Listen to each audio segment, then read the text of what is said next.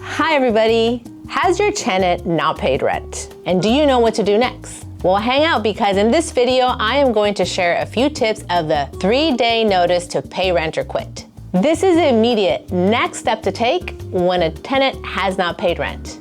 I'm Juliana with WeLease Property Management, and today we are going to talk about the 3-day notice to pay rent or quit.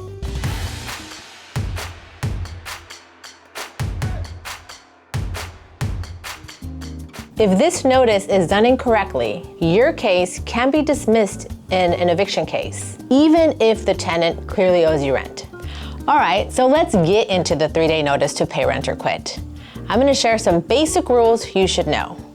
Number 1, make sure you serve the 3-day notice to pay rent or quit after the rent is officially late. Number 2, understand timelines. Make sure you understand the time frames of these notices and when things are due. If the due date for rent falls on a Saturday, Sunday, or a holiday, California law automatically extends the rent due date for the next business day. So understand that. Number 3 is a big one, amounts on your 3-day notice. It's very important you include accurate dollar amounts of the rent that is owed. Do not include NSFs, do not include any late fees or anything that is not rent charges. Also break down the amount due to when that rent is due, the time period. You have to include the due date, you have to include the time period, meaning the month that rent is past due for, and the dollar amount due for rent. Next, accuracy throughout the entire notice is extremely important. I cannot emphasize enough